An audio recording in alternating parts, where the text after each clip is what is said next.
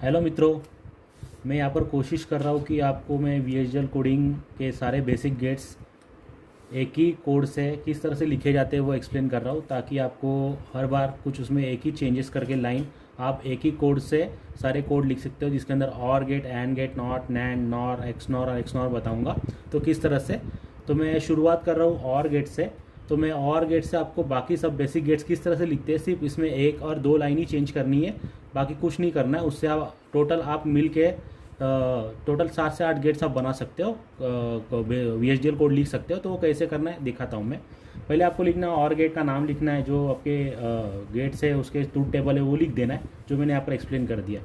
अब इसके अंदर 3 लाइब्रेरीज है जो मैंने मेंशन की है, जो आपको सेम टू सेम लिखनी है, उसमें कुछ भी चेंज नहीं करना है। वो आप अगर सी प्रोग्रामिंग आपने की होगी तो उसमें भी हम लोग कुछ लाइब्रेरीज इंक्लूड करते हैं, तो इसमें भी सेम फॉर्मेट वही है कि हमें इसमें लाइब्रेरीज इंक्लूड करने हैं। तो वो लाइब्रेरी कौन सी है? लाइब्रेरी LIBRARY, और ये लिखना है आपको, एंड करना है use IEEE.std logic 1164.all, use IEEE.std logic architect ARITH.all। ये आपको सेम टू सेम लिखना है, इसमें आपको कुछ भी चेंज नहीं करना है, ठीक है।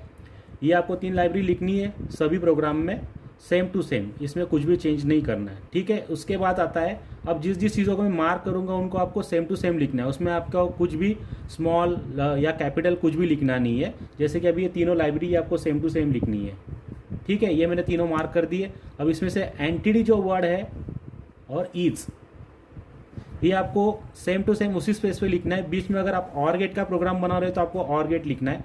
आप यहाँ पर कुछ भी नाम दे सकते हो, और गेट लिखो, नैंड गेट लिखो, कुछ भी, किसी गेट को कोई भी नाम लिखो, ये सिर्फ एक नाम है, ये आपको ध्यान रखना है। आप इधर एप्पल कुछ भी, बट आप उसको एंटिटी ईज जिसमें कीवर्ड्स है वो यूज़ नहीं कर सकते।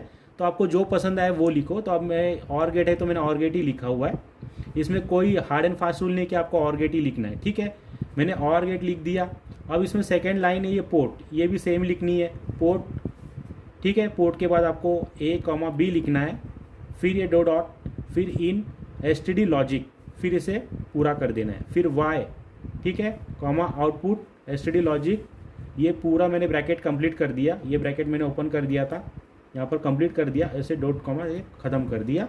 और एंटिटी यहाँ पर मैंने ओपन किया था, एंड और गेट जो एंटिटी का नाम है, जो एंटिटी यहाँ ओपन हुई थी उसको सिर्फ मैंने इस एंटिटी को ख़त्म कर दिया है, एंड लिख के और गेट जो सेम है वो होना चाहिए, ये सेम होना चाहिए नाम। आप ये नाम कुछ भी लिखो लेकिन ये सेम होना चाहिए। और जो एंटिटी और इज, ये हमेशा फिक्स रहेंगे, इसमें कुछ भी चेंज नहीं होगा, ये इसका पैटर्न है, एंटिटी इज पोर्ट, ठीक है। ये आपको इतना समझ गया, ये आपको सेम लिखना। हम लोग और गेट के लिए लिख रहे हैं, जैसे मैंने और गेट का नाम लिया है, ठीक है। अभी आगे आपको इसका सेकेंड पार्ट है, इसका आर्किटेक्चर लिखना है। तो इधर लिखना है आर्किटेक्चर्स, और आर्किटेक्चर लिखने के बाद यहाँ पर ये दोनों नाम अलग होने चाहिए। वो कैसे?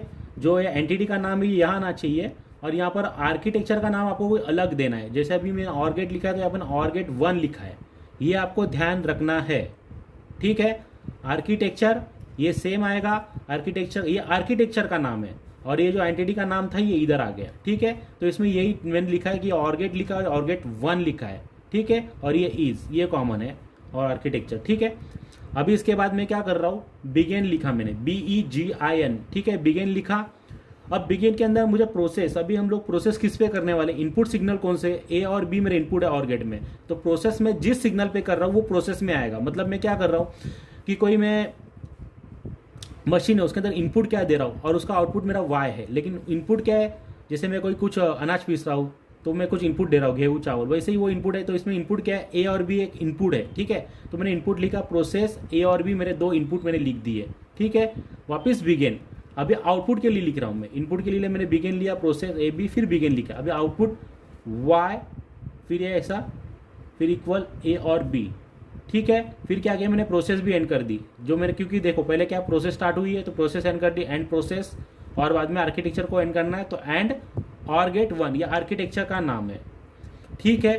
तो यहाँ पर मेरा ये पूरा प्रोग्राम खत्म होता है रिलेटेड और गेट। अभी देखिए, अगर आपको अपनी किसी ने कहा एंड गेट लिखना है, नॉट गेट लिखना है, नैंड गेट लिखना है, नॉर गेट लिखना है, तो कैसे करोगे, वाई, सिर्फ यहाँ पर ये लाइन चेंज होगी, ध्यान देना आपको, इसके अंदर सिर्फ ये लाइन चेंज होगी, Y is equal to A और, हाँ, फिर यहाँ पर एंड आएगा, अगर एंड गेट होगा तो नॉट गेट आएगा, नॉर गेट आएगा। और आपके हिसाब से आप ये नाम चेंज करने तो कर दो, एंड लिखना है तो एंड गेट लिख दो, एंड गेट 1 लिखना है तो 1 लिख दो, कोई फ़र्क नहीं पड़ता है। बाकी कुछ भी चेंज नहीं किया तो बस अगर पूरा प्रोग्राम आपने सेम लिखा और बस यहाँ पर वाई जो आउटपुट लिखा है उसके अंदर सिर्फ अपने गेट्स के जो नाम है वो लिखने का तरीका है A OR B, A AND B, NOT A NOT gate के लिए, नैंड गेट के लिए A NAND B, NOR gate के लिए A NOR B, A X NOR B, A X NOR B, ठीक है, एक्स और बी और एक्स नॉर बी, आपको यही करना है बस। तो ये आपके टोटल 1 2 3 4 5 6 7 सेम आपके बेसिक गेट्स हो जाते हैं। आप इसको VHDL कोडिंग में इस तरह से लिख सकते हैं, इसमें कोई भी चेंजेस नहीं करना है, ठीक है। Thank you.